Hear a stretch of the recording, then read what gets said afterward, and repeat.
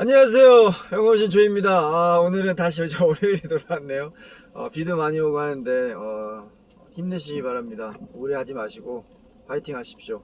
취준생, 수험생, 다들 힘내시기 바랍니다. 다들 잘하고 계시니까 지금처럼 조금만 더 하시면 좋은 성과 있을 겁니다. 분명히. 파이팅! 자, 오늘 취준생 가이드 계속 진행하겠습니다. 보통 해외 영업이 그냥 영어하는 영업사원이다 라고 이렇게 생각을 많이 하시잖아요. 그래서 오늘은 해외 영업팀, 해외 영업 부서에 들어오게 되면 어떤 직무와 직군이 있는지 그걸 좀 더 상세하게 말씀을 드리도록 하겠습니다. 가장 먼저 물건을 팔아야 되잖아요. 해외 시장에다가. 그래서 영업사원이 있습니다. 영업사원은 카탈로그라든지 이메일 또는 현장 출장을 가가지고 미팅을 해서 제품 또는 회사를 홍보해서 직접적인 매출, 오더를 받는 그런 일을 하는 영업사원. 보통 한국에서는 에어리아 매니저라고 얘기하거나 아니면 세일즈 테리토리 매니저라고 얘기합니다. 그래서 일정한 국가 또는 시장 권역을 이렇게 나눠줍니다. 보통 영업사원이 혼자 할 경우에는 전체 다 하는 경우도 있고, 그 다음에 두 명이서 나눠서 하는 경우에는 중국, 일본, 한국을 기준으로 해가지고 이쪽으로 아시아권하고 CIS권, 그 다음에 중동 아프리카권까지 나누고, 그리고 유럽 쪽부터 해가지고 미주까지 이렇게 두 개로 나누는 경우도 있습니다. 그래서 영업사원이 3명이다 이럴 경우에는 아시아하고 유럽하고 미주,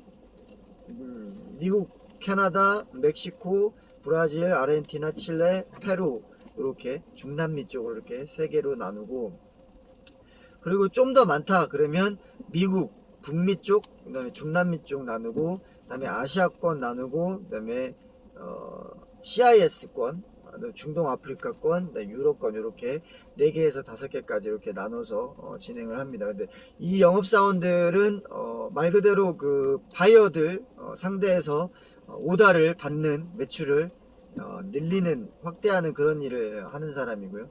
그 다음에 이제 회사가 좀 더 규모가 있으면 오피스, 그러니까 이제 지사죠. 해외 지사나 법인 관리를 하는 영업관리직도 있습니다. 그거는 뭐냐면 중국 상해라든지 일본 도쿄, 그리고 그 러시아 모스코에 그 만약에 지사가 있다 그러면 그 지사가 이제 현장에서 영업을 할 거 아니에요. 그래서 독일이라든지 그리고 멕시코라든지 지사가 5개, 13개 있다 그러면 그 관리 카운트만 해도, 어카운트만 해도 벌써 10개, 8개, 13개, 20개 이렇게 되잖아요. 그럼 그 관리만 해도 엄청 일이 많습니다.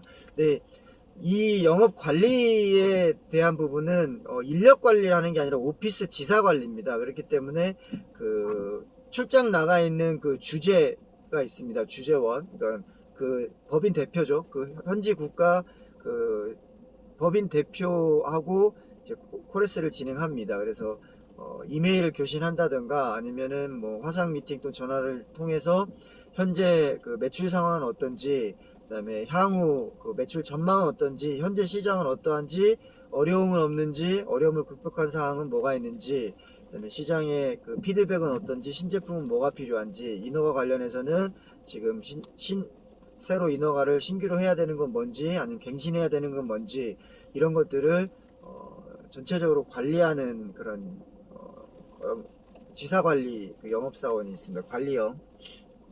이 관리형 같은 경우는 현장 AM들보다, 영업사원보다는 조금 더 관리 쪽에 포인트를 줘가지고 진행을 하는 게 좋고요. 영업사원은 이렇게 이제 구분이 되고, 그리고 무역 지원이 있습니다. 무역사무, 이제 무역을 이제 수출을 도와주는 직원이 있는데, 그 직원은 어떤 일을 하냐면 물건을 오다를 받아오면 해외 영업 AM이 됐든 아니면 그 지사 관리 영업 관리 사원이 됐든 오더를 받아오면 그 오더를 가지고 오더링을 하는 겁니다. 제조 쪽에. 그래서 출하까지 진행하는데 모든 수출에 대한 전반적인 무역 실무를 진행하는 겁니다. 그래서 무역 실무, 무역 사무 이렇게 구분합니다. 영업적인 부분은 필요 없고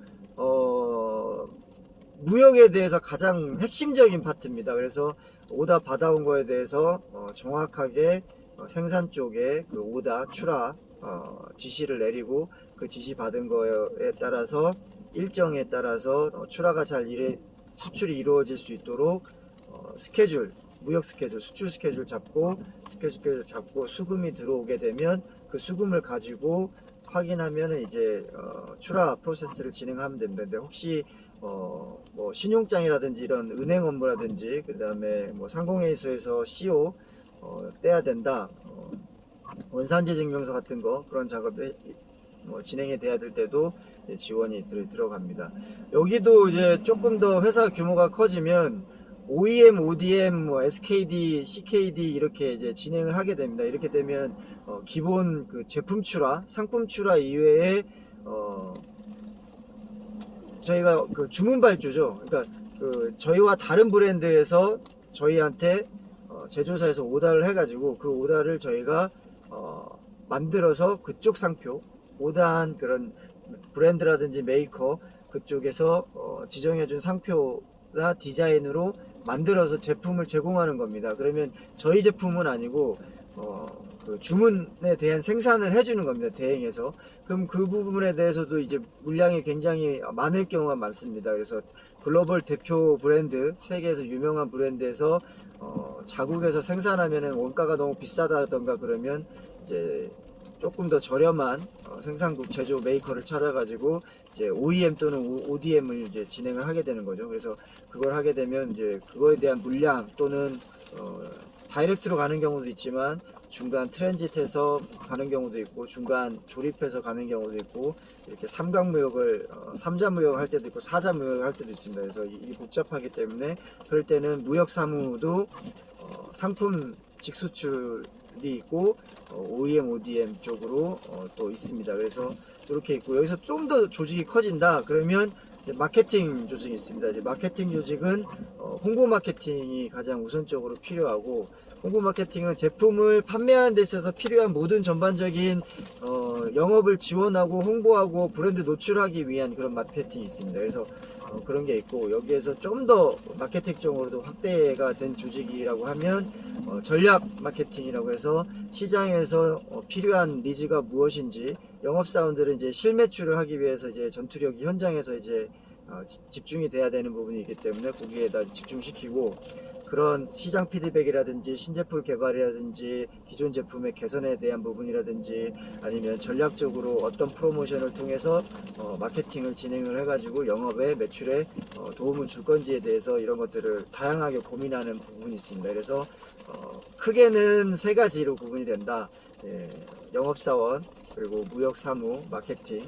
영업사원은 또 두 가지로 구분이 되는데 세일즈 테리토리 매니저, 에어라인 매니저, 실무 영업 직접 하는 영업사원이 있고 OEM, ODM, SKD 또는 여러가지 지사 관리를 관리하는 그런 영업사원이 있고 그리고 이제 무역사무는 이제 오다 받아가지고 수출 무역하는데 도움을 주는 역할을 하지만 물론 AS 건이나 이런 거 같은 경우에는 수입건도 한다. 근데 시장이 커져가지고 OEM 비즈니스나 ODM 비즈니스를 진행하게 될 경우는 거기도 제품 수출하고 OEM, ODM로 구분이 돼서 분업화가 된다. 마케팅 같은 경우는 전반적인 홍보 마케팅도 하지만 다양하게 전략적으로 매출을 활성화할 수 있는 그런 고민을 많이 한다. 이것도 홍보 마케팅과 전략 수립 마케팅 이렇게 구분이 돼서 3개 또는 6개로 구분이 개선이 됩니다. 그래서 해외영업팀은 보통 작게는 조직이 3명 많게는 6, 7명 이렇게 이제 되어 있고요. 그래서 여기서 좀 더 해외영업이 더 커지면은 이제 고객 지원도 해외 전용 고객 지원 팀이 있습니다. 그렇게 되면 해외에서 불만 제기됐던 거 접수되면은 바로바로 대응을 할 수 있고 그렇지 않은 조직은 국내 해외 통합해주는 고객 지원 AS 부서에 요청을 하게 되는데 해외 부서 내에 AS 팀이 있는 경우에는 다이렉트로 진행을 하게 되고 이것도 마찬가지입니다. 시장이 시작되거나 작을 경우에는 한 명이 전체 해외 시장을 커버하고 그리고 그 시장의 그 성숙도에 따라서 활성도에 따라서 2명, 3명 또는 지역군으로 이제 이렇게 나눠서 추가로 인원이 되게 그렇게 되게 되면 이제 인원이 보통 한 8명에서 한 13명 이렇게까지도 이제 커지게 됩니다. 여기에서 좀 더 발전하게 되면은 이제 영업사원들은 국가 책임 담당자 영업사원이 되는 거고 그리고 무역사무도 영업사원하고 다이렉트로 1대1로, 그래서 그 내부에서도 이제 팀이 이렇게 이루어지는 쪽으로 이렇게 생각을 하시면 되겠습니다. 자, 오늘은 해외 영업 직군에 대해서 어떻게 구성이 되어 있는지 조직별로 상세하게 알아보는 시간을 가졌습니다. 많은 도움이 되셨길 바라고, 취준생들 힘내시고 수험생들도 힘내시기 바랍니다. 자, 모두들 다 화이팅하고 힘찬 월요일 되십시오. 지금까지 영업의 신 조였습니다. 마치겠습니다.